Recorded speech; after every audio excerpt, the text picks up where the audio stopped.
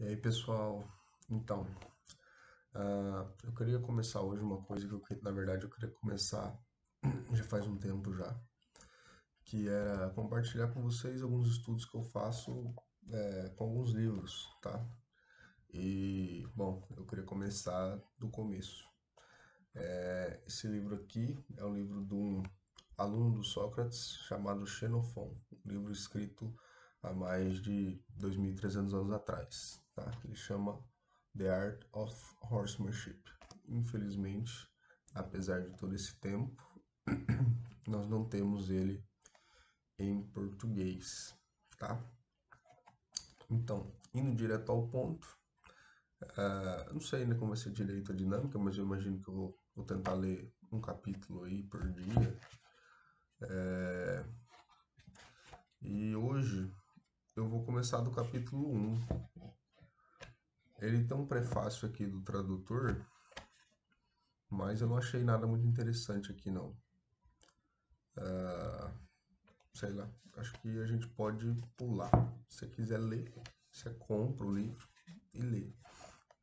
É um livro barato, tá?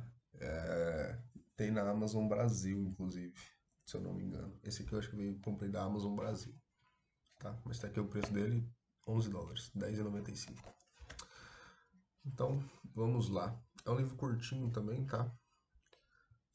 Tem umas que é de conteúdo mesmo, são 120 páginas, acho que nem isso. Ele é um pouquinho mais grosso porque ele tem várias notas do cara que traduziu, né? Que deve ser complicado traduzir do grego pro inglês, mais ainda do inglês pro português, que é o que eu vou fazer, né? Então, primeiro capítulo, dois cabos correndo pelado aqui em cima do cavalo, pra gente já imaginar como que era o esquema deles. Acho que nessa época eles não usavam sela ainda, tá? Então, Xenofonte no Horsemanship. Foi minha fortuna gastar muito tempo montando cavalo. E por isso eu me considero um homem, eu me considero versado na arte do horsemanship. Aliás, na arte de um horseman. Isso me faz, isso me permite estabelecer para os mais jovens, meus amigos mais jovens, que eu acredito qual deve ser a melhor maneira de lidar com o cavalo. É verdade que um livro de horsemanship já foi escrito pelo Simon, ou seja, antes dessa obra aqui já tinha coisa escrita a respeito de horsemanship.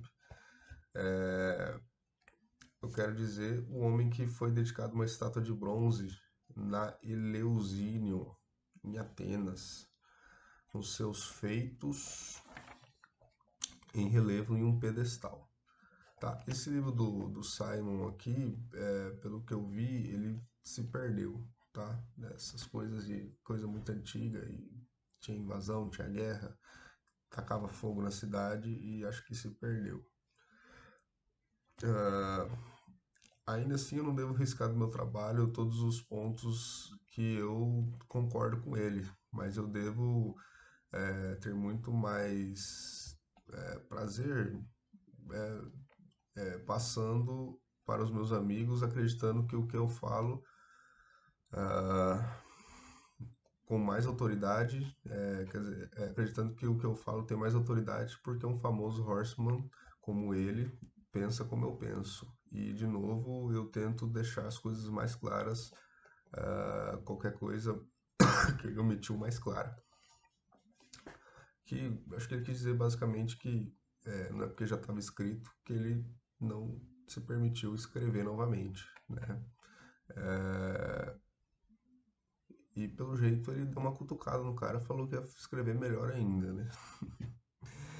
Então, para começar, eu devo descrever como um homem comprando um cavalo é, pode ser menos sujeito aí a ser enganado, né? Ou seja, 2.300 anos atrás já tinha nó cego no mercado do cavalo. E ele, e agora a gente vai aprender como não ser enganado, como escolher um cavalo. No caso de um cavalo chucro, né? É claro que o corpo dele, a moldura dele é o que mais importa, é o que a gente consegue testar, né? Já o espírito, ele não dá sinais muito claros. O animal não dá sinais muito claros se ele nunca foi montado ainda. Em relação ao corpo, a primeira coisa que eu digo para você olhar são os pés. Assim como uma casa não ia servir para nada se ela é muito bonita, mas em cima de uma fundação fraca, também o cavalo de guerra, se todos os outros pontos dele estiverem bem, ele não vai ser bom para nada se ele tem os pés ruins. Porque ele não vai conseguir usar nenhum desses pontos positivos, tá? O pé, ou a pata, né? Primeiramente deve ser testada examinando o casco, que acho que ele fala do casco da parte da muralha ali, né? Parte córnea, ele usa a palavra horn, que tem relação a chifre, então acho que ele está falando da parte córnea. Então, um casco grosso é muito melhor do que um fino, de novo. Ah,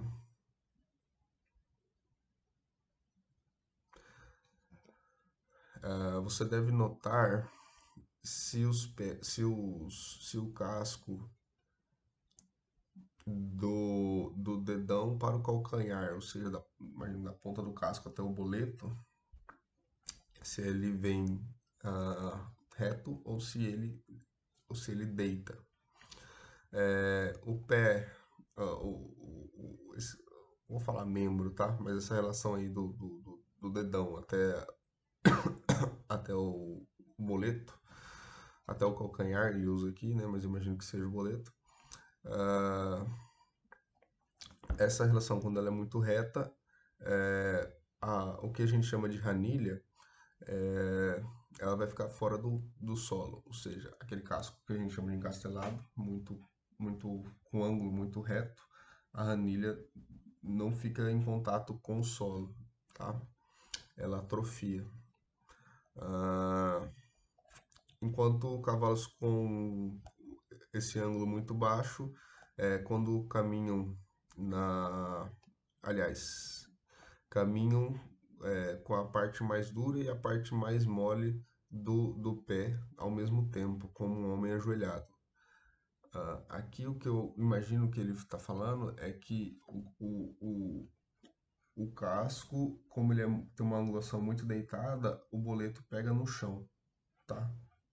Porque ele falou aqui que é como um homem de joelhos. Simon diz que o som é a prova de um bom pé, e ele está certo. Ah, para um profundo casco, ele soa como um prato quando ele atinge o solo. Esse prato aqui é tipo um prato de bateria, tá? Aquele que vai tss, tss, tss, tss. Eu nunca ouvi um casco batendo no chão fazer barulho de prato, mas tudo bem. Bom, já que a gente começou aqui, vamos continuar para o resto do corpo, tá? O osso acima do casco e abaixo do boleto não deve ser muito reto ou deitado, como o de um cabrito, uma cabra. Ah, Se eles não têm uma tipo um amortecimento, né, uma elasticidade, eles impactam o cavaleiro, assim como as pernas estão aptas a ficarem inflamadas. Esses ossos não devem vir também muito baixos, ah, porque o cavalo pode ter o seu boleto, aquele cabelinho pode cair, ele pode machucar se ele for montado em um solo, um solo duro, tá? Ou sobre pedras. Ah, aqui ele fala o osso da perna, mas deixa eu procurar aqui. Mas eu acho que ele tá falando do osso da canela, tá? Deixa eu só confirmar aqui.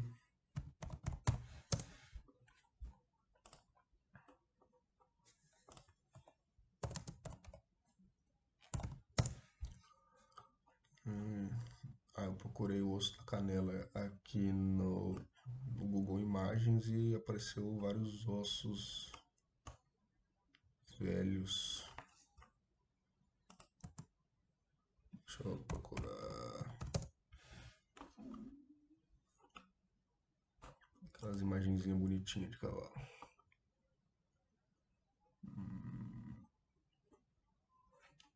Não tem.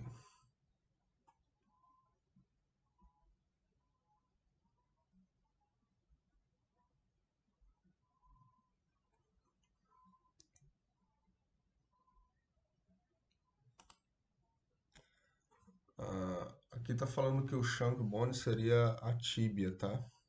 Ou seja, o osso acima da canela do cavalo, acima do jarrete, tá? Não sabia, eu tava achando que era canela. Mas enfim. ah, então, esse osso da perna, ele deve ser robusto, para suportar o corpo, mas ele não deve ser muito coberto de carne ou veias. Se eles têm, se eles são, né, montando em um solo duro, as veias podem encher com sangue e se tornar varizes. As pernas podem inchar e a carne retroceder. Com a, com o alívio dessa carne, né, o, o tendão traseiro também cede e pode fazer o cavalo mancar. Para os joelhos, se eles são elásticos, quando articulam, quando o potro caminha, você pode inferir que os membros vão ser elásticos quando montados.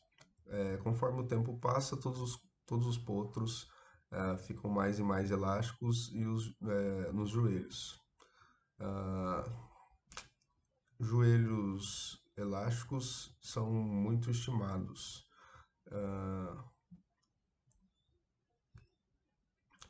E é justamente porque eles fazem o cavalo,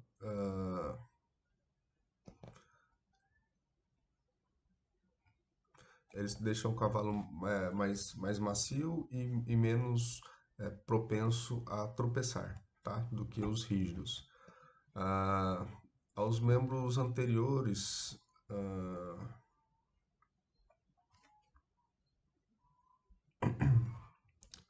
peraí que eu perdi a palavra aqui.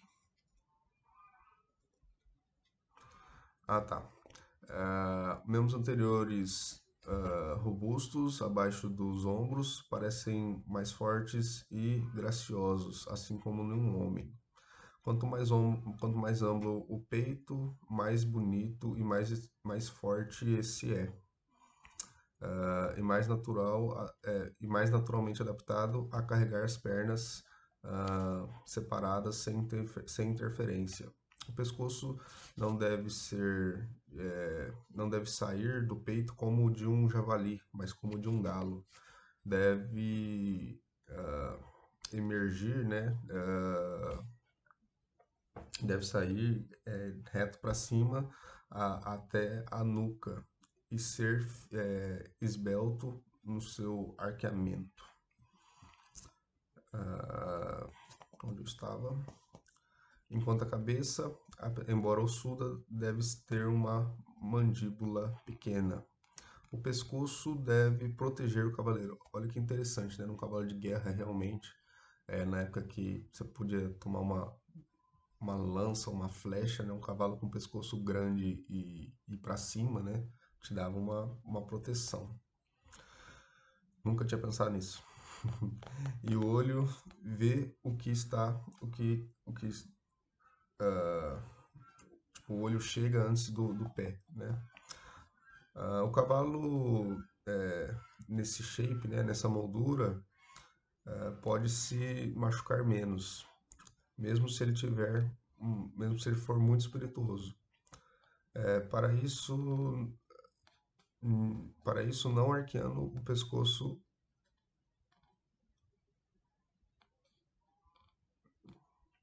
mas isso não é arqueando o pescoço ou a cabeça, mas alongando eles. Esses cavalos, isso aqui eu não entendi, tá? Esses cavalos tentam seus, tentam seu poder de violência. Não entendi. Mas enfim, vamos pra frente. Aqui tem uma foto dos cavalos, acho que é mais ou menos como eles. Aqui não vai dar pra ver, mas procura cavalo de Fídias, é um mural, tem vários cavalos que acho que é mais ou menos dessa época. Ah, você deve notar se também se as suas mandíbulas são boas ou duras, né? Ah, e se elas são iguais ou diferentes. Aí tem um adendo aqui, já tinha anotado aqui, esse que ele fala mandíbula, ele está se referindo, o autor, né, o tradutor, acho que ele está se referindo às barras, tá? Onde vai a embocadura ali. Eu nem sabia que elas podiam ser iguais ou diferentes. Ah, Cavalos que têm essas barras, né, diferentes, geralmente têm a boca dura. Um olho proeminente ao invés de um profundo é um forte sinal de que o cavalo é acordado. Assim como ele pode ver mais longe, assim como ele pode ver mais longe. Ah, Narinas amplas querem dizer que uma respiração mais livre do que as fechadas e ao mesmo tempo fazem o cavalo parecer mais feroz. Sempre que um cavalo for provocado por outro ou ficar excitado durante o exercício, ele dilata as suas narinas muito amplamente. Eu prefiro uma nuca grande e orelhas de alguma forma pequena. Dão a cabeça dão mais ao jeito da cabeça do que um cavalo deve parecer, do que o cavalo deve ter, né? Cernilha alta faz o cavaleiro se sentar mais seguro e a sua junção com o ombro mais forte. Um lombo duro, né, umas costas duras, é mais fácil de sentar. É dupla, tá? Falei errado, não é dura, é dupla. É mais fácil de se sentar em cima e tem uma aparência melhor do que uma simples. O lado profundo eu prefiro arredondado na barriga. Eu imagino ali que é a parte onde chega na garupa da barriga, né? Geralmente faz o cavalo ser melhor de ser montado, né? De sentar em cima, mais forte e um melhor alimentador. Acho que mais fácil de se alimentar, né? Quanto mais amplo e curto for os lombos, muito melhor. É muito melhor e fácil para o cavalo ah, levantar, né? Elevar os seus membros anteriores e trazer os seus posteriores, que ele fala para seguir, né? Mas imagino que embaixo do corpo.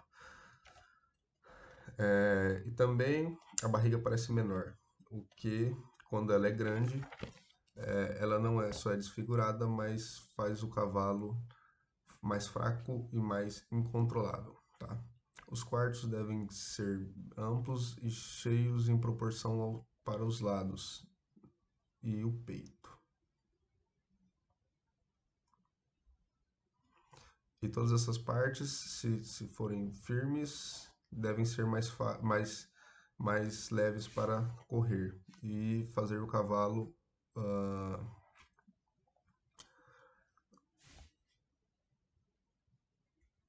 mais rápido. Acho que é isso. Ah, Se ele tem as nádegas bem separadas embaixo do rabo, com a linha entre elas ampla, ele com certeza vai ter um bom spread embaixo, ou seja, uma boa distância embaixo entre um e outro, né?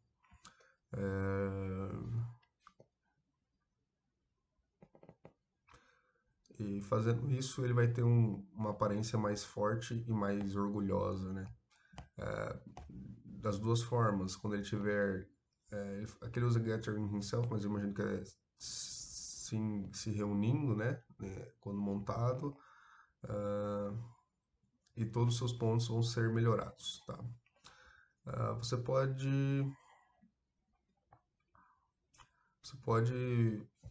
usar um homem como prova disso. Sempre que ele deseja levantar alguma coisa do chão, ele faz isso com as pernas separadas ao invés delas juntas. Verdade. O cavalo com certeza não tem pedras grandes. Eu não sei o que é esse pedras grandes, mas ele fala que isso não pode ser determinado em um potro. Certainly not have large stone. Eu não sei o que é essa pedra grande a que ele se refere.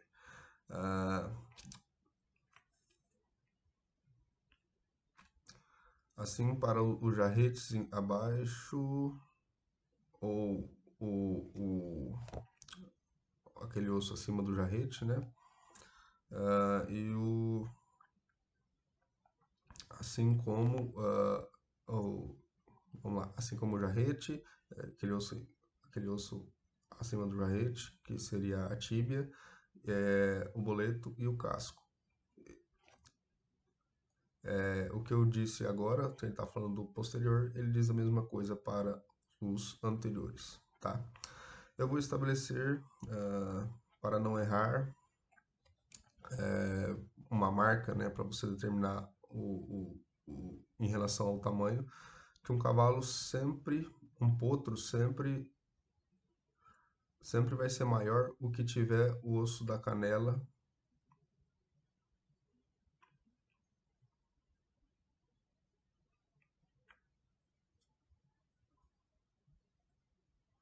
que tem o osso da canela o mais longo quando ele nascer, tá? A canela ela não cresce muito em nenhum quadrúpede quando o tempo passa, mas o resto do corpo cresce e corresponde à canela. Então parece para mim, testando o corpo do potro da maneira descrita, as pessoas podem conseguir, de maneira geral, um animal com um pé agradável, forte, bem condicionado, gracioso e grande. Então, se você quer olhar um potro e ver se ele vai ficar grande ou não, você olha para a canela dele. Tá? Quanto maior a canela, maior ele vai ficar. Quando ele é recém-nascido, tá? Poucos dias de vida. Algumas coisas mudam quando eles crescem, mas a gente deve ainda aplicar esses testes com confiança. Sempre tem uns potros feios que se tornam bonitos e alguns bonitos que se tornam feios. E assim acaba o primeiro capítulo. Amanhã a gente já começa aqui na página 20, no capítulo 2, tá? Espero que vocês tenham gostado. Essa parte aqui eu achei meio... É interessante, mas não está exatamente no nosso assunto. Mas, título de curiosidade aí, para quando você for escolher um cavalo, você já tem uma noção. E olha que interessante. Ele já sabia todas essas coisas há 2.300 anos atrás. E tem gente que não sabe disso hoje em dia. Então é isso aí, pessoal. Até a próxima.